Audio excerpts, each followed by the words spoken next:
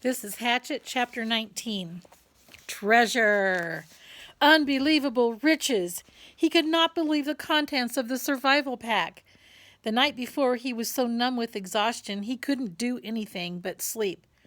All day in the water had tired him so much that in the end he had fallen asleep sitting against his shelter wall, oblivious even to the mosquitoes, to the night, to anything. But with false gray dawn, he had awakened instantly and began to dig in the pack to find amazing, wonderful things. There was a sleeping bag, which he hung to dry over his shelter roof on the outside, and foam sleeping pad, an aluminum cook set with 4 little pots and 2 frying pans. It actually even had a fork and knife and spoon, a waterproof container with matches, and 2 small butane lighters, a sheath knife with a compass in the handle, as if a compass would help him, he thought, smiling, a first aid kit with bandages and tubes of antiseptic paste and small scissors, a cap that said Cessna across the front in large letters. Why a cap, he wondered. It was adjustable and he put it on immediately. A fishing kit with 4 coils of line, a dozen small lures, and hooks and sinkers. Incredible wealth. It was like all the holidays in the world, all the birthdays there were. He sat in the sun by the doorway where he had dropped the night before and pulled the presents, as he thought of them, out one at a time to examine them, turn them in the light, touch them, and feel them with his hands and eyes. Something that at first puzzled him, he pulled out what seemed to be the broken-off, bulky stock of a rifle, and he was going to put it aside, thinking it might be for something else in the pack, when he shook it, and it rattled. After working at it a moment, he found the butt of the stock came off, and inside there was a barrel and magazine and action assembly with a clip and a full box of 50 shells. It was a .22 survival rifle. He had seen one once in the sporting goods store when he went for bike parts, and the barrel screwed into the stock. He had never owned a rifle, never fired one, but had seen them on television, of course, and after a few moments figured out how to put it together by screwing the action onto the stock, how to load it, and put the clip full of bullets into the action. It was a strange feeling holding the rifle. It somehow removed him from everything around him. Without the rifle, he had to fit in, to be a part of it all, to understand it, to use it, the woods, all of it. With the rifle, suddenly he didn't have to know. He didn't have to be afraid or understand. He didn't have to get close to a fool bird to kill it. He didn't have to know how it would stand if he didn't look at it and moved off to the side. The rifle changed him. The minute he picked it up, and he wasn't sure he liked the change very much.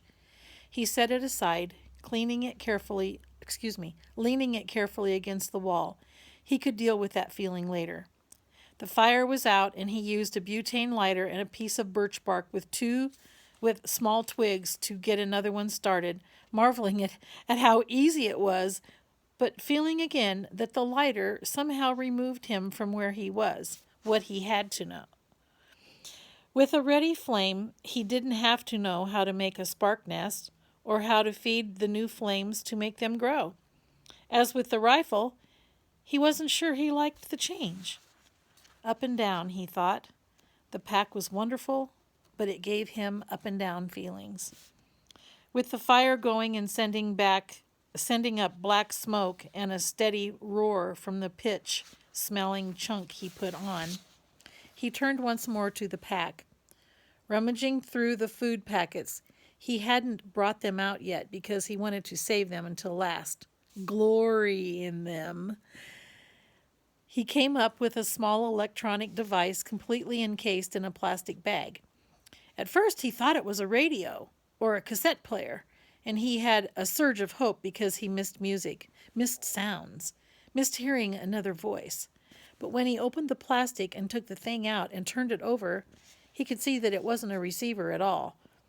There was a coil of wire held together on the side by tape, and it sprung into a 3-foot long antenna when he took the tape off. No speaker, no lights, just a small switch at the top, and on the bottom he finally found in small print, emergency transmitter. That was it. He turned the switch back and forth a few times, but nothing happened. He couldn't even hear static. So, as with the rifle, he set it against the wall and went back to the bag. It was probably ruined in the crash, he thought. 2 bars of soap. He had bathed regularly in the lake, but not with soap, and he thought how wonderful it would be to wash his hair. Thick with grime and smoke dirt, frizzed by wind and sun, matted with fish and foolbird grease, his hair had grown and stuck and tangled and grown until it was a clumped mess on his head. He could use the scissors from the first aid kit to cut it off, then wash it with soap. And then, finally, the food. It was all freeze-dried and in such quantity that he thought, with this I could live forever. Package after package he took out. Beef dinner with potatoes, cheese and noodle dinners, chicken dinners, egg and potato breakfasts, fruit mixes, drink mixes, dessert mixes, more dinners and breakfasts than he could count easily. Dozens and dozens of them, all packed in waterproof bags, all in perfect shape. And when he had them all out and laid against the wall in stacks, he couldn't stand it, and he went through them again. If I'm careful, he thought, they'll last as long as I need them to last. If I'm careful, no, not yet. I won't be careful just yet. First, I am going to have a feast. Right here and now, I am going to cook up a feast and eat until I drop, and then I will be careful. He went into the food packs once more and selected what he wanted for his feast. A 4-person beef and potato dinner with orange drink for an appetizer and something called peach whip for dessert. Just add water, it said on the packages, and cook for half an hour or so until everything was normal size and done. Brian went to the lake and got water in one of the aluminum pots and came back to the fire. Just that amazed him, to be able to carry water to the fire in a pot. Such a simple act, and he hadn't been able to do it for almost 2 months. He guessed at the amounts and put the beef dinner and the peach dessert on to boil. Then went back to the lake and brought water to mix with the orange drink. It was sweet and tangy, almost too sweet, but so good that he didn't drink it fast, held it in his mouth and let the taste go over his tongue, tickling on the sides, sloshing it back and forth, and then swallow, then another. That, he thought, that is just fine, just fine. He got more lake water and mixed another one and drank it fast, and then a third one, and he sat with that near the fire, but looking out across the lake, thinking how rich the smell was from the cooking beef dinner. There was garlic in it and some other spices, and the smells came up to him and made him think of home, his mother cooking, the rich smells of the kitchen. And at that precise instant, with his mind full of home and the smell of the food filling him, the plane appeared. He had only a moment of warning. There was a tiny drone, but as before, it didn't register.